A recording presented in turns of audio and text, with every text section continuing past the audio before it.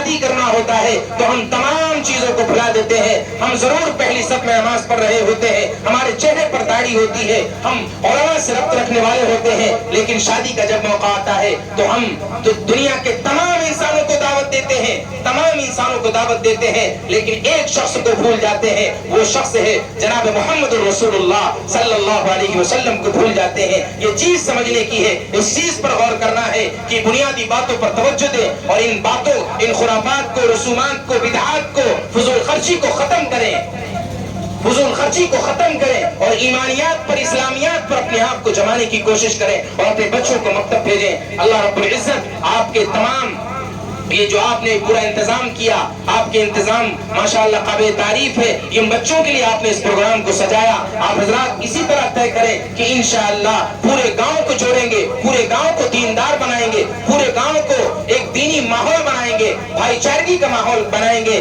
یہاں پر ہمارے غیر مسلم بھائی رہتے ہیں, ان کے ساتھ بھائی چارگی کا معاملہ بنائیں گے, کیونکہ انسانیت کے نام پر ہمیں تعلق قائم کرنا ہے, انسانیت کے نام پر ہمیں تعلق کو بنانا ہے. اگر ہم انسانیت کے نام پر تعلق کو بنائیں گے, ہم اپنے اسلام پر سچا عمل, صحیح طور پر عمل کریں گے, ہم یہ عمل کر کے دکھائیں گے کہ رسول اللہ صلی اللہ علیہ وسلم کی امتی ہے, اور رسول اللہ صلی اللہ علیہ وسلم نے یہ بات بیان فرمائی کہ مسلمان جھوٹ نہیں بولتا, مسلمان دھوکہ نہیں دیتا, مسلمان دغا بازی نہیں کرتا. یہ پیغام جب ہم غیر قوموں کو دیں گے وہ اسلام سے متاثر ہوں گی. اور یہ آج سیاست جو لوگ چمکا رہے ہیں اور سیاست کو مد نظر رکھ کر مسلمان اور ہندوؤں میں لڑائی کروا رہے ہیں, آپس میں دشمنیاں پیدا کر رہے ہیں, ان چیزوں کو ہم کیسے ختم کریں گے؟ ایسے ختم کیا جائے گا کہ ہم آپس میں بھائی چارگی کو پیدا کریں اور رسول اللہ کی تعلیم کو عام کرنے کی کوشش کریں. جب رسول اللہ کی تعلیم عام ہو جائے گی تو خود بخود اسلام کا پیغام ہمارے دوسرے بھائیوں تک جائے گا کہ یار اسلام تو بڑا سچا مذہب ہے, وہ تو بڑوں کا ادب سکھاتا ہے, وہ بڑوں کو یہ کہتا ہے کہ چھوٹوں پر شفقت کرو, وہ جھوٹ کو منع کرتا ہے, شراب نوشی حرام ہے, جوا کھیلنا حرام ہے, اسلام تو بڑا اچھا مذہب ہے. یہ چیزیں جب آپ غیروں کو سمجھائیں گے تو ان کے دل میں اسلام کی محبت پیدا ہوگی. محبت پیدا ہونے کی وجہ سے آپس میں مسلمان اور ہندو بھائی بھائی ہو جائیں گے. اللہ رب العزت ان تمام کے دلوں کو متحد فرمائے اور آپ تمام کے آنے کو قبول فرمائے, آپ کے جمع ہونے کو قبول فرمائے. اب ہم بلا کسی تاخیر و تمہید کے حضرت مولانا محمد ہاشم صاحب دامت برکاتہم العالیہ کو میں مدعو کر رہا ہوں کہ حضرت والا تشریف لائیں اور ہم سامعین کے دلوں کو اپنے نورانی بیان سے محظوظ فرمائیں.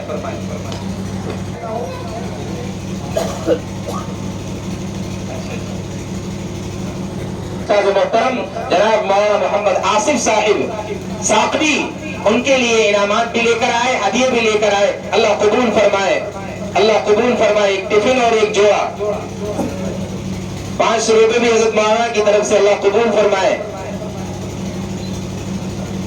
اب اس کے بعد ہمارے مکتب کے بچوں کے انعامات بھی لے کر آئے ہیں.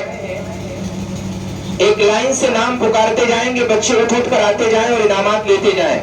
شہرا بانو, شہرا بانو, شہناز بانو, جلدی اٹھ کر آئیں بیٹا, بچیاں دیر نہ کریں بیٹا, جلدی آئیں, تیار رہیں جس کے بعد جس کا نام ہو.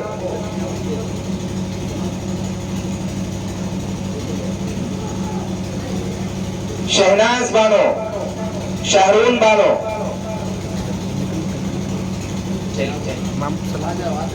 شاہرون, خوشنما بانو, عرصیہ بانو. یہ سب بچیاں جلدی سے آئیں. ارے بھائی کہاں رہ گئے یہ سب بچیاں؟ سب کھڑی ہو جائیں, جس کا نام بولے وہ نکل آئے. چاندنی, محمد سلمان,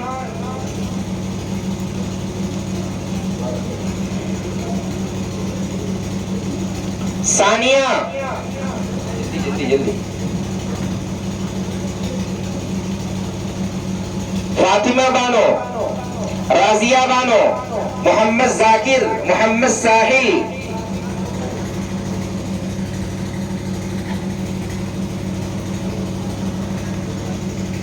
شیبہ خوشبو,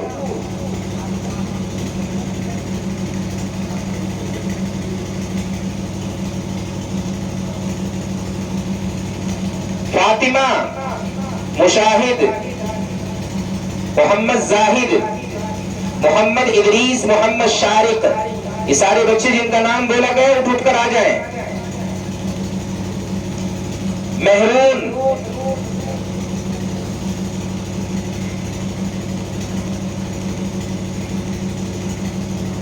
آمینہ، محمد عمران،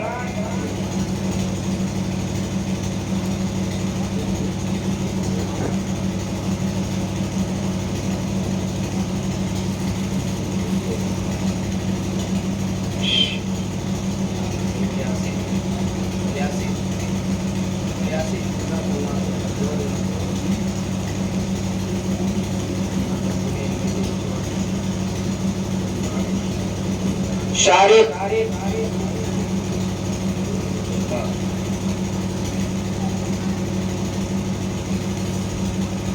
محمد عمران. جب تک انعام تقسیم ہو رہا ہے آپ ایک تقریر سنا دیں جلدی سے. یہ بچہ مدرسے میں پڑھ رہا ہے، اسی سال گیا ہے.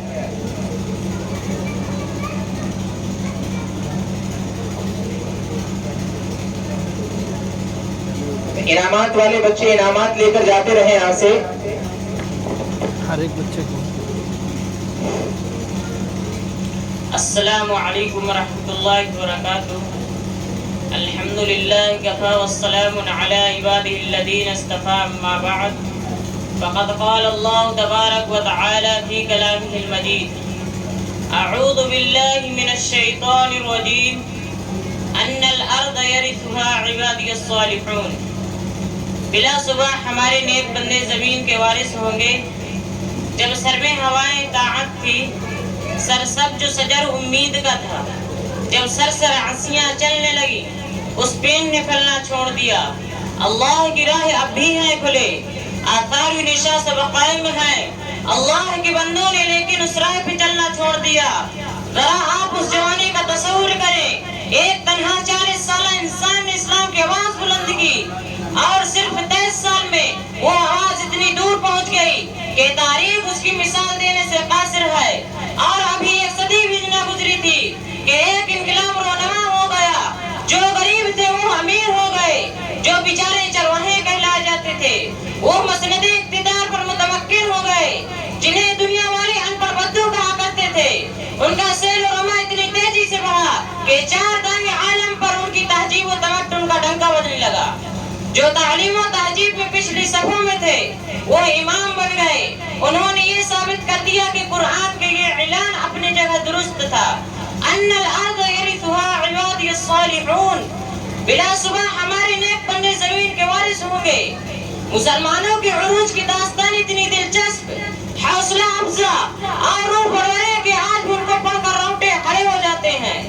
علامہ اقبال نے کیا خوب کہا تھا: دشت دو دشت دریا بھی نہ چھوڑے ہم نے، بحرے ظلمات میں دوڑا دی گھوڑی ہم نے. ایک وقت تھا جب مسلمانوں کی شوکت شدوت اور وہ حیبت کا ڈنکا بج رہا تھا. 4 دانگے عالم میں ان کے عروج کی داستان اتنی برزبان تھی. وہ نیک تھے، راستے باز تھے، صاحب صلاحیت تھے، موجد تھے، محقق تھے، علم دوست تھے. اور سب سے بڑی بات یہ تھی کہ ان کے دلوں میں خدا اور رسول سے اتنی محبت تھی کہ جتنی وہ اپنے مال دولت اہل و عیال سے بھی نہیں کرتے تھے. یہی وجہ تھی کہ وہ جدھر رخ کرتے انہیں فتح نصیب ہوتی. جس سر زمین پر قدم رکھتے وہ ان کے قدم چومنے کے لیے بے قرار نظر آتی. سچ کہا کہنے والوں نے: جدھر رخ کیا سلطنت زیر فرما، جدھر آنکھ اٹھائی ممالک مسخر مگر آپ. وہی قوم آج ذلیل و خوار ہو رہی ہے، وہی اسلام کے نام لیوا آج پیرے در پہ شکست کھا رہے ہیں. چین سے لے کر افریقہ کے ساحلوں تک جہاں بھی دیکھے مسلمان زندگی کے میدان میں شکست کھاتا چلا جا رہا ہے. آخر کیوں؟ کیا کبھی ہم نے اس کے بارے میں بھی سوچا ہے؟ سوچئے اور سمجھئے. ظاہر ہے کہ جن صفات نے ہم ترقی کے منازل طے کرتے تھے، جن خوبیاں ہم بام عروج پر پہنچایا تھا، وہی خوبیاں اگر ہم پھر سے پیدا کر لیں تو یقین رکھیں ہم سب جلد کامیاب ہوں گے. آخر میں انہی شعروں کو پڑھ کر اپنی بات ختم کرتا ہوں. جب سر میں ہوائیں طاعت تھی، سرسبز شجر امید کا تھا. جب سرسر عصیاں چلنے لگی، اس پیڑ نے پھلنا چھوڑ دیا. اللہ کی راہ اب بھی ہے کھلے. وآخر دعوانا الحمد للہ رب العالمین. السلام علیکم ورحمۃ اللہ وبرکاتہ۔ محمد نسیم یہ چرواہے کہلائے جاتے تھے، وہ مسند اقتدار پر متمکن ہو گئے، جنہیں دنیا والے ان پڑھ ودو کہا کرتے تھے۔ ان کا سیل و رما اتنی تیزی سے بڑھ گیا کہ 4 دنیا عالم پر ان کی تہذیب و تمدن کا ڈنکا بجنے لگا۔ جو تعلیم و تہذیب میں پچھلی صفوں میں تھے وہ امام بن گئے۔ انہوں نے یہ ثابت کر دیا کہ قرآن کا یہ اعلان اپنی جگہ درست تھا، ان الارض یرثها عبادی الصالحون، بلا شبہ ہمارے نیک بندے زمین کے وارث ہوں گے۔ مسلمانوں کے عروج کی داستانیں اتنی دلچسپ، حوصلہ افزائی اور روح پرور ہے کہ آج بھی ان کو پڑھ کر رونگٹے کھڑے ہو جاتے ہیں۔ علامہ اقبال نے کیا خوب کہا تھا، دشت دو دشت دریا بھی نہ چھوڑے ہم نے، دشت دو دشت دریا بھی نہ چھوڑے ہم نے، بحر ظلمات میں دوڑا دیے گھوڑے ہم نے۔ ایک وقت تھا جب مسلمانوں کے شوکت شطوت اور رعب و ہیبت کا ڈنکا بج رہا تھا۔ 4 دنیا عالم پر ان کے عروج کی داستانیں برزبان تھی۔ وہ نیک تھے، راستے باز تھے، صاحب صلاحیت تھے، معجل تھے، محقق تھے، علم دوست تھے، اور سب سے بڑی بات یہ تھی کہ ان کے دلوں میں خدا اور رسول سے اتنی محبت تھی کہ وہ جتنی اپنے مال دولت اور اپنے اہل و عیال سے بھی نہیں کرتے تھے۔ یہی وجہ تھی کہ وہ جدھر رخ کرتے انہیں فتح نصیب ہوتی۔ وہ جس سرزمین پر قدم رکھتے وہ سرزمین ان کے قدم چومنے کے لیے بے قرار نظر آتی۔ سچ کہا کہنے والوں نے، جدھر رخ کیا سلطنت زیر فرما، جدھر آنکھ اٹھائی ممالک مشقت، مگر وہی قوم آج ذلیل و خوار ہو رہی ہے، وہی اسلام کے نام لے آج پہرے در پہ شکست کھا رہی ہے۔ چین سے لے کے افریقہ کے ساحلوں تک جہاں دیکھو مسلمان زندگی کے میدان پہ شکست کھاتا چلا جا رہا ہے۔ آخر کیوں؟ کیا ہم نے کبھی اس کے بارے میں سوچا ہے؟ سوچئے اور سمجھئے۔ ظاہر ہے کہ جن صفات نے ہمیں ترقی کے منازل طے کرائے، جن صفات نے ہمیں بامورد تک پہنچایا، اگر وہی خوبیاں ہم پھر سے پیدا کر لیں تو یقین رکھیں ہم سب جلد کامیاب ہو جائیں گے۔ آخر میں انہیں شعروں کو پڑھ کر اپنی بات ختم کرتا ہوں۔ جب سر میں ہماری اطاعت تھی، سر سبز سجا امید کا تھا، جب سر عیسیاں چلنے لگی اس پیڑ نے پھلنا چھوڑ دیا۔ اللہ کی راہ اب بھی ہے کھلی، آثار انسان قائم ہے، اللہ کے بندوں نے لیکن اس راہ پہ چلنا چھوڑ دیا۔ وآخر دعوانا الحمدللہ رب العالمین۔